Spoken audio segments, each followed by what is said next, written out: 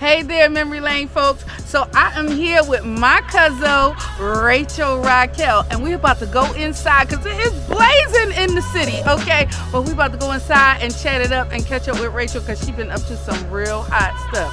So, catch you in a few moments. Peace. As we go back down memory lane. Memory Lane with CNichole is a show whose foundation is laid in historical figures from the African American cultural context.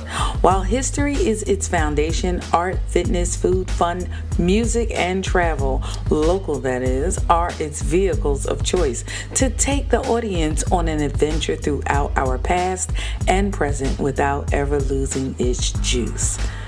While exploring the various worlds of art, fitness, food, fun, music, and travel, the show will also highlight detailed information that much of our audience may not be aware of.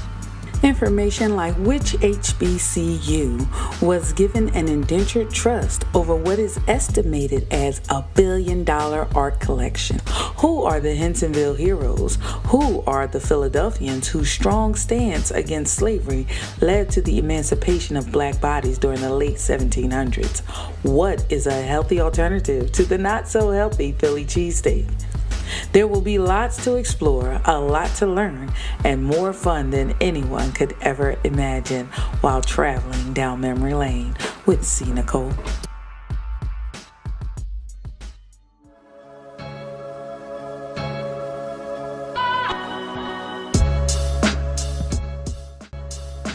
Who is Rachel Raquel Phillips? She's the beautiful little brown girl with pigtails that grew up to be an amazing, multifaceted, multi-talented young woman. Rachel Raquel is a native Philadelphian whose relationship with others is just as diverse as the community she thrives in. She is a wife, a daughter, a cousin, a niece, a sister, a humanitarian, an entertainer who is a quadruple threat. As an actress, she has brought to life both dramatic and comedic roles. As a singer/performer, her dance moves combined with the sultry voice leaves the audience clamoring for more.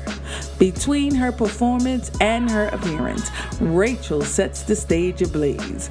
Her loving personality reminds you of the girl next door in a small town. But when she grabs the mic, she'll knock you down with that big Philly sound. So, Memory Lane, get ready, because when we come back, we will be chatting it up with the one and only Rachel Raquel. It'll find you when you're all alone. It can take forever just to find.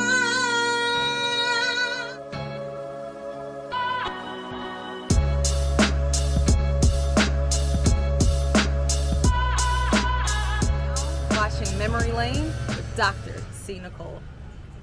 Yes, welcome to Memory Lane with CNichole, and I am here with the lovely Rachel Raquel Phillips. Yes. How are you, Rachel? This is my cousin, y'all. So show her love. How you doing? I'm doing great. How are you? I'm good. So I'm so glad we finally get a chance to sit down and talk. So for those of you who do not know, Rachel is like the voice in Philadelphia. I mean, she can cover any song. She can do her own stuff. Like, she is multi-talented and an actress. So don't sleep. Yeah, wake up. So what's been going on? Tell me a little bit about what's been happening. So, I've been, my love for music will always be there. I had taken a small break because I am the primary caregiver for my mom. Yes. So just making sure that she's in order, and now that she's off the ground and running and things are great and we're blessed and highly favored, yes, I'm ready to get my feet back in the game. Amen, because we missed you.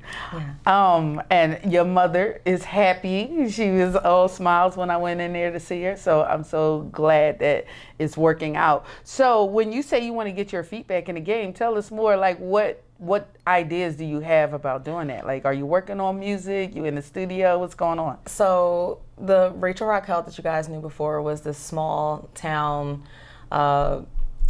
girl from Philly, and now she's a grown woman. Okay. So my perspectives on life are different. The content of the songs that I'm writing are different. Okay. It's relatable to near and far, young and old, as I've always tried to make my music about. Okay. So I'm just ready to get back out there on the stage, in the action, in the community, just doing whatever that sparks that energy inside of me to push it forward to someone else. Okay, so I mean, maybe my ears are deceiving me, but it sounds like you're saying you got some new music. Yes. So Okay. we've been writing, we've been working with some amazing producers. I'm kind of taking it back to the old school method, doing some stuff in the house and then taking it to the studio. Okay. Because we want that raw, real energy, you know, of where it actually came from. You know, Okay. So we have this. My husband and I have this thing called Friday Night Lights. Nice. And we have some wine, and we have some good food that we've prepared, and then we turn on some beats, you know, and then we just vibe out. We might start by dancing, and the next thing you know, I'm grabbing the paper and the pen, and we're just writing, and then we try to just like scratch it down. So it's been a fun journey. So Amen. I'm ready. Amen. So tell me the name of that one cut that you gave me a little sample of, because that was really nice. I was enjoying that. Oh my God, really? Yeah, I was enjoying it. So that one is called Brand New. Okay. And if I could say that any of my songs were comparable to past relationships, that song is The Love of My Life. Okay. Nice, yeah, because you were letting some folks know, like, don't front on the sister, okay? Right. Well, the crazy part about that song, that giving you an insider, because you are my cousin, so don't tell anyone. Okay. But yes, that song was actually written by my husband and myself. Okay. But he put the concept on that. So it's crazy because it's really from a man's perspective, but it had a female voice. Yeah, nice. You know, hey, it's basically about you meet someone, you love them for who they are, you help them to achieve their goals. Yeah. And then they get to those goals and then they say, They forgot about you. forgot about you. Ah. But then when you see them, you have to tell them like, hey, listen, you have to salute me when you see me. Like, you're with and you're in this status because I helped you get there, so don't ever forget where you came from. Oh. So it's just yes. a constant reminder too of staying humble, Yes. never forget where you came from. That's right. But that twist, by putting a female voice on it, it kind of makes the woman the boss in this Yes. whole women empowerment era Yes. that we're in right now. Absolutely. And so I'm just so grateful that we're able to sit down and talk. Okay, so we want to take a quick break right here, and we're going to come back with more from Rachel Phillips. Okay.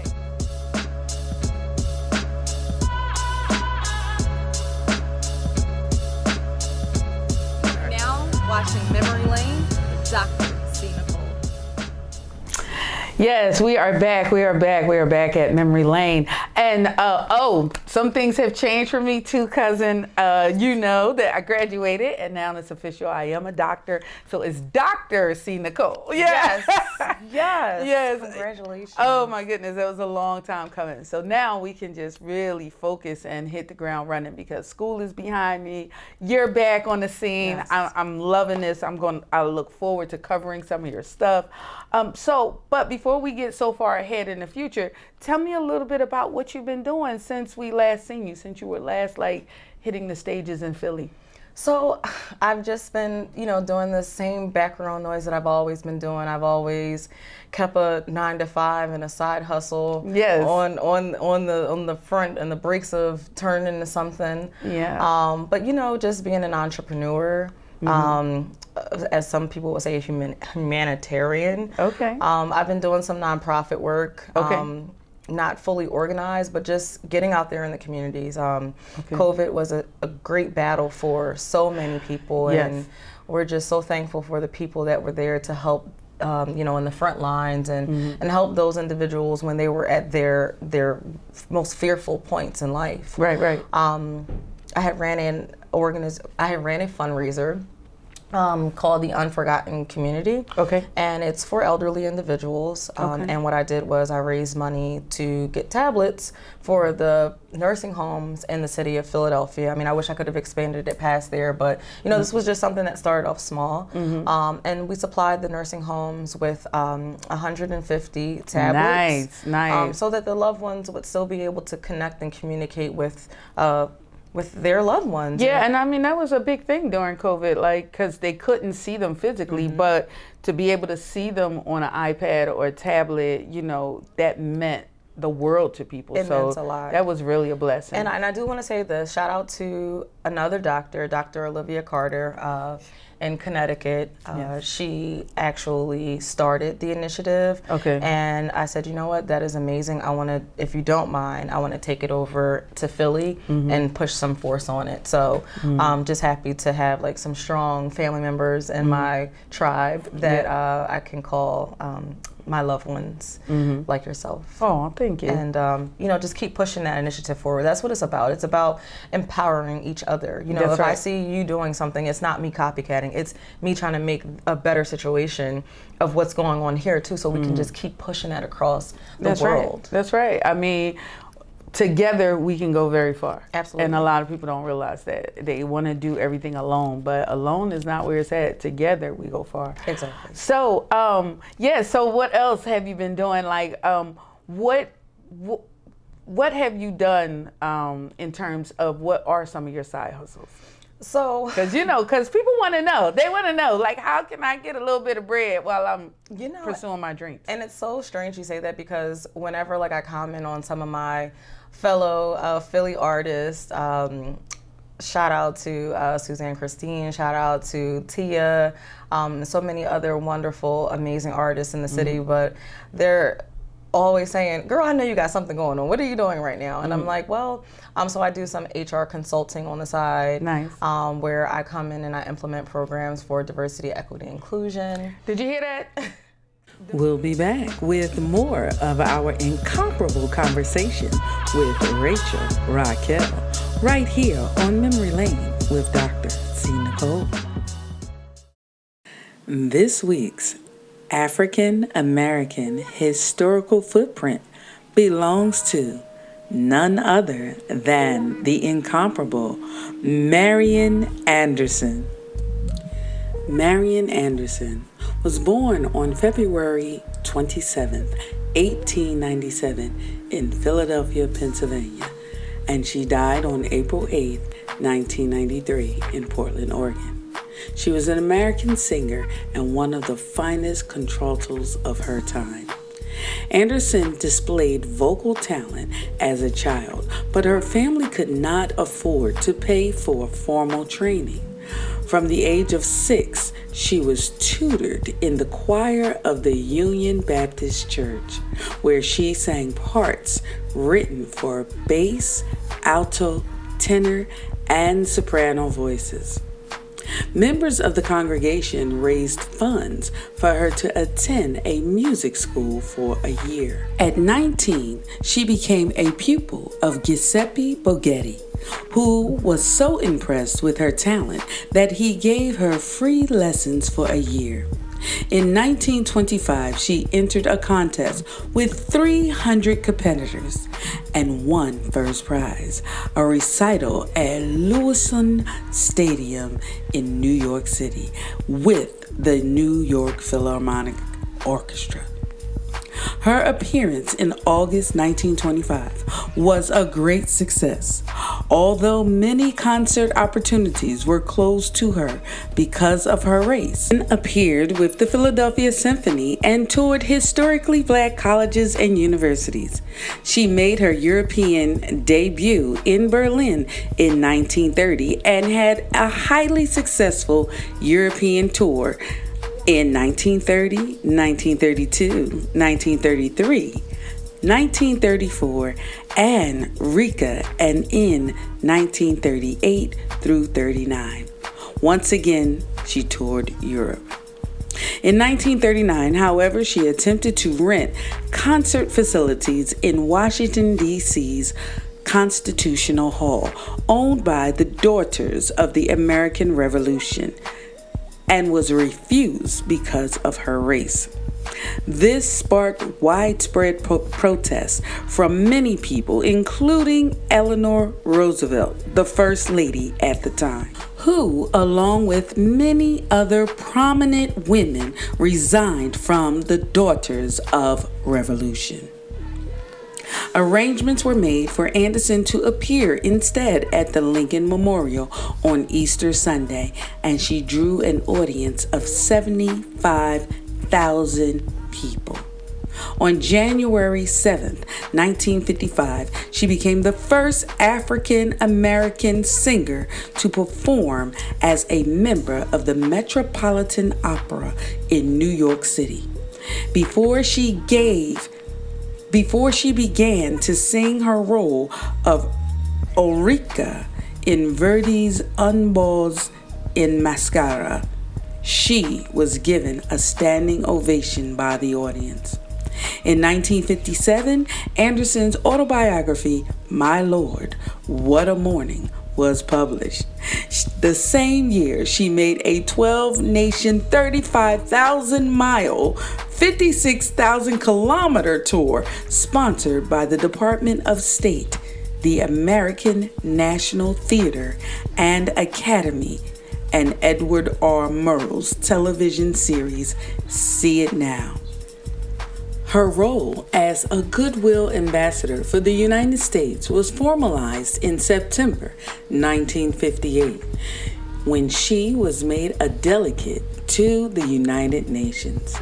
Anderson was awarded the Presidential Medal of Freedom in 1963 by President Lyndon B. Johnson, and she was the recipient of numerous honorary degrees. She made farewell tours of the world and the United States in 1964 through 1965. In 1977, her 75th birthday was marked by a gala concert at Carnegie Hall. Among her myriad of honors and awards were the National Medal of Arts in 1986 and the U.S. Music Industry's Grammy Award for Lifetime Achievement in 1991. In the PBS American Master Series, Anderson's feature was titled The Whole World in Her Hands. She was the first African American to be signed to RCA Victor and the first African American to make her debut at the Metropolitan Opera. PBS would use Anderson's own voice from cassette tapes recorded in the 1950s to tell her story in the documentary. Was affectionately known to audiences as the Lady from Philadelphia and the People's Princess. Marian Anderson, the world's greatest contralto, a Philly girl. Information on Marian Anderson was gathered from Britannica.com and PBS.org.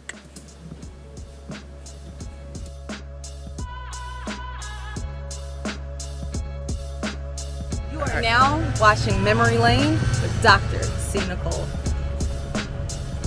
Some people think that it's just about race or gender. It's about everything. It's about who you are and how you need to be to feel included in the workplace. Whether you have a disability, whether you just feel like you don't fit in, it doesn't block it just to one specific thing. And my job is to just make sure that I go into these companies and create a workforce that is suitable for all. Nice. And so, are you doing anything else? Like at one point, I know you were working at casinos. Tell us a little bit about that, because that's kind of exciting as well. So they're more of entertainment venues, they right? are, yes. With a casino attached. Yes. Okay. So I worked for a few casinos in the city. I worked for one primarily for about 10 years, and that was really great. I made a lot of good side money that turned into full-time money. It helped me do a lot of projects and things of that nature. I made them a lot of money. I actually just did the calculations the other day. $7.2 million. Wow, in 10 years. In 10 years. That's good. Right. Yeah. So I was hustling, y'all. And that was not in my pocket. That was in their pocket. Just to be clear, right? I don't want anybody coming knock on my door. I don't have it. Not yet. But yeah, so I worked there, and then I moved into another role at another Philadelphia casino where I did some HR there, and it was a wonderful experience. Opening another property, seeing the transitions go through, watching the magic unfold from stones and rocks on the ground to beautiful structures and entertainment venues is just amazing to watch. And I love the high energy and the high pace of it. So it always brings me back in. And there's something about the casino industry that just makes me feel at home. So you never know. Maybe I'll end up back at the first one, but who knows? We'll see. Just, you know, to have some fun and be there with my guests and shed some light and love. Right. Well, even if you're not back in the same capacity you once were, they would be a fool not to bring you back in to do some singing, some entertaining, because we already know it's about to be on and popping. I remember I used to love when you would go to Warm Daddy's, and Warm Daddy's is no more. COVID they shut the doors for good. However, that was a really nice venue. It was intimate, it was fun. And I just used to love seeing you perform. So I'm looking forward to seeing you back out there. And capturing some of that for our audience. So one thing that I have secretly been working on is an entertainment venue of my own. Ooh. So this is the first time that I that's a breaking news. Yes. Okay, breaking that's a news. Drop. Amen, amen. All right, tell us. So it's in the works. It's a property that I'm very prone to already. And it's, you know, a multi-complex. It's not a large venue like a casino, but it's something that I am working on that I hope that I'll be able to give artists the opportunity to come and show their talents with great sound system, great ambiance, great food. And allow them to be artists. You know, a lot of We'll be back with the conclusion of our conversation with the Rachel Raquel, right here on Memory Lane with Dr.CNichole.